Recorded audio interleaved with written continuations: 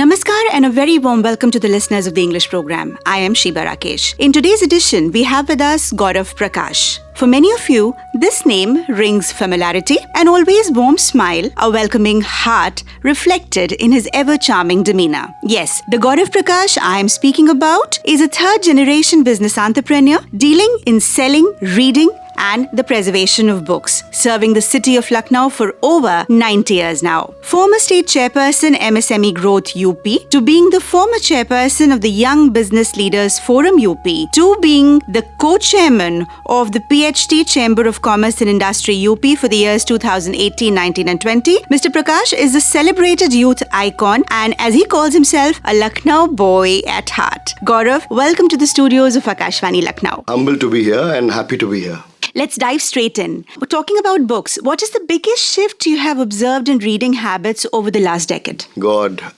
we've been serving the city from last 90 years. Our major profession has been with books. We live books. We are surrounded with books. And books, for me, is the lifeline for a particular community. And civilization. They say if civilization has to exist, there has to be a water body around it. If a cultural legacy finishes, you have to see whether the books are alive or no. There is definitely a shift between what happened pre-COVID era and post-COVID era. There was an influx of change before COVID, but post-COVID, what it has done is got more of people online mode. Okay. Where people have actually, they stopped visiting physical bookstores, right. Physical retail outlets, where people actually stopped buying books and they went online. There was a major shift during 19, 20, 21 and 22. So what impacted was that as soon as the shift came in, the generation which was in schools, they were used to a hard copy. Suddenly they became so used to a soft copy, and they started deflecting themselves towards electronic media, social media, YouTube channels, and online books. So suddenly there was a shift. And now we see that shift has become a kind of a tsunami effect where offline bookstores are shutting down in this country. And that is a major shift because the essence of a book is when you hold it into your hand. Absolutely. The fragrance of a book is when you can actually smell it. Holding a book in your hand, it goes very nostalgic for me. You can put a bookmark, you can highlight it anywhere, and you can stop it yourself. There's no strain on your eyes. What it has done during COVID is that the effect of so much of online screen presence has affected the health of children. They have got into, weak eyes. There is a shift. There's no doubt about that. But we as book trade in India, we are trying to make a conscious effort that book reading is back into action. We're trying to hold book reading sessions at our outlets. We're trying to engage with schools where they actually educate children to start reading books. CBSE today has actually made it a compulsion that every child has to, go through a storybook per class. So that is an initiative by the government. We as citizens, as businessmen, trying to do our bit for our city. And trust me, if we are unable to do that, वो दिन दूर नहीं जहाँ पर पहले tiger extinct हो रहे थे, कुछ टाइम के बाद book sellers of this country will be extinct. And that will be a big dent to the cultural literature legacy of our country and our state and our city. Now, talking about extinction, and that's not a very happy point for most of us who love books ourselves, do the cost and pricing of books influence reading trends, as in pricing on online platforms vis-a-vis manually handled bookstores? Your take? It's online is a press of a button. But offline, there is a cost. There is a cost of the author, there's a cost of the publication house, there's a cost of distribution networks. Right. And you can't avoid that. So basic cost of the book has to be offered.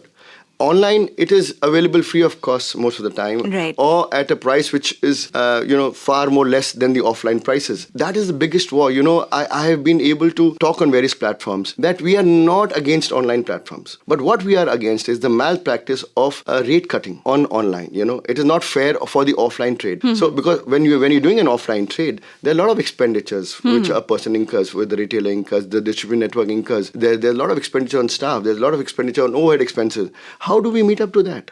If we start selling below the cost price or along the cost price, how will we meet up there with the expenses? That's the basic reason why bookshops in this country, many retail organizations in the country are closing down. Even libraries. Libraries. Today, Lucknow, at one point of time, they used to boast about so many libraries. Now, barring school and college libraries, there are no public libraries left in Lucknow. That is a big transition. And as soon as you deflect the cultural part, the literature part from a city, we are heading for a closure sooner or later of the cultural legacy, what we talk about, Hamara Lucknow, Apna Lucknow, Awadh ki Shaan, Sham-e Awadh, closure chapter पे आ जाएगा. ये हम लोग को revive करना पड़ेगा. It's a duty of the government, administration, citizen, media, everybody, NGOs to come together to revive books in this country, book reading in this country. बैठकी वापसी आनी शुरू होनी चाहिए, गुफ्तगू वापस आना शुरू होने चाहिए, ऑफलाइन मोड्स वापस आना शुरू होने चाहिए, जो आज की तारीख में वापस आ रहे हैं. Slowly, government is also taking the initiative to get them back. Literature festivals are back. So, your authors are coming back to the city. Reading sessions are happening every nook and corner. So, there are efforts happening, but it will take some time. Exactly. I appreciate that. But when we talk about offline and online, I must also acknowledge at the same time that many readers prefer digital screens for convenience. Print books, as you just said, that Baitaki is coming back, Guftagoos should, make an appearance now, and literature festivals are making a comeback heavily. 70% of the young readers still prefer books. So where do you stand on this divide? Like, when it comes to Kindle reading or when it comes to audiobooks also, where do you personally think that a reader should go? Because at the end of the day, are we moving from deep reading towards a more quick digital consumption kind of a trend? And what would you tell the young lay reader who is there and who is, despite whatever you have said, still would tell you that, sir, I'm getting this book at a 70% lower cost than what you're selling me for? How do we actually remedy this? See, there are two parts to this question. One is the uprising of the Gen Zs. The Gen Zs today, if you see, are between 18 to 25, 30 years old, and they are aggressive, patience is less, they want faster results, they don't have the focus, they don't have the patience. They have everything, they have the knowledge, but their offline practical mode of working is very shallow because they have lived their lives online. So they survive online, they thrive online. Right. But suddenly when you come offline, they look blank. They don't know where to hit, they don't know where to go. And the focus retention span is becoming far more shorter. I would advise them, you need to take a break. You need to slow down your pace. You need to understand where your thought processes are. They are just reacting. They're not thinking. I personally, if I've seen my observation, obviously they are much more aggressive, they're much more faster than us, they're much more adaptable than us, but they are not focused. They are motivated, but they want that motivation to be a quick return. That has to be very slow. A book reading gets you more focus. Book reading gets you more ideas, more inspiration to move forward, but at a pace which your body can register, not at the speed of light.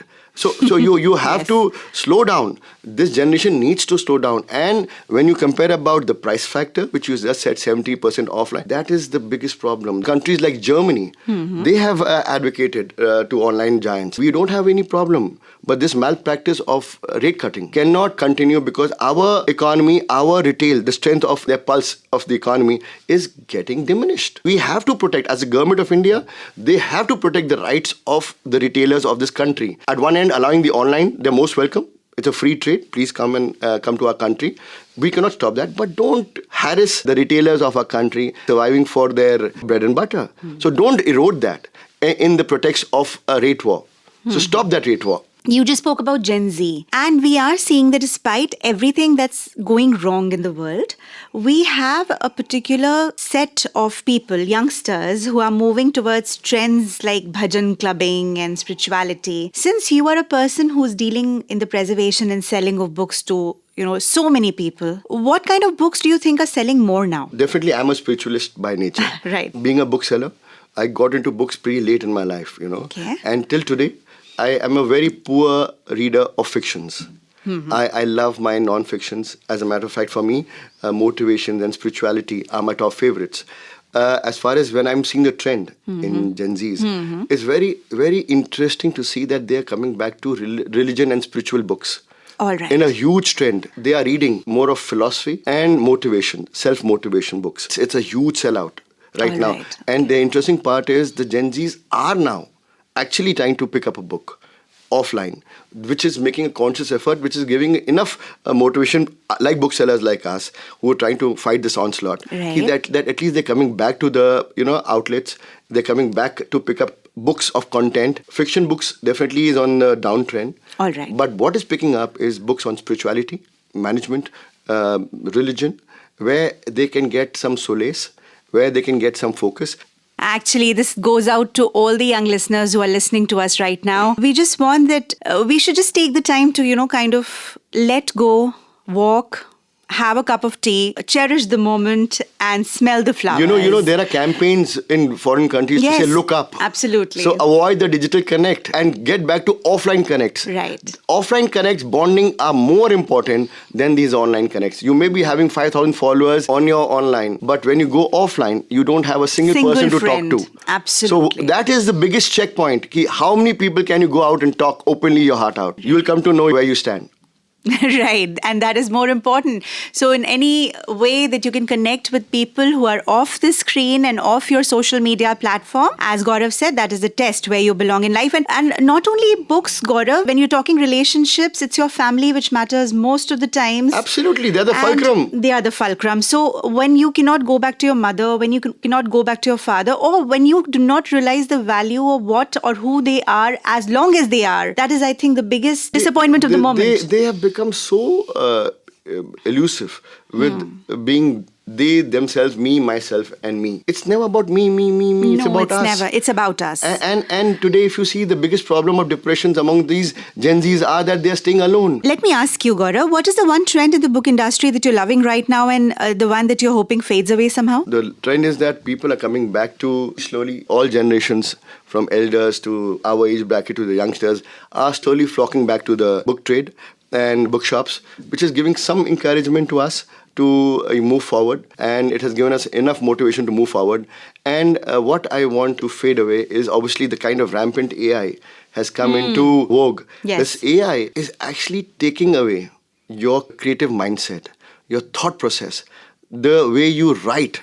Now, everything today, if you see these youngsters, quickly they've adapted to Chat GPT or AI tools where they just go and they use the keywords and you're done. They don't even think. The creative mindset is becoming like a junkyard. That is a problem. Offline is important. Along with that, use of your intellectual cap, your creative mindset is very important. That can only happen if the AI, which we cannot stop now, is here to stay. I also don't have any answer how that onslaught will stop. Because right now, every second child, from writing an essay to writing anything or social media post, you are seeing a perfect reply, a perfect essay. In fact, there are cases now being reported that 5 students have written the same kind of an essay sent to a school. So they're wondering how that's possible. Even a full stop is matching. Your creative thought process, your cap is finishing. That is the point of concern. Point of concern for the government also to understand that this has to go very slow. Australia lately has banned social media below 16. Why are they doing that? Because there's sudden influx of all youngsters flowing into that medium, and everything is being guided by AI. Human sustainability is getting eroded, that's for sure. Absolutely. And that's a concern. In this edition of the English program, you were listening to an interaction with business entrepreneur Gaurav Prakash, who was talking about books and more with me, Sheeba Rakesh. Gaurav, you spared your valuable time for this beautiful interaction with us and the listeners of Akashvani. We are very, very thankful. Thank you for having me over. And with this, we come to the end of this edition of the English program. With the promise of meeting you next week, Sheeba says, Namaskar.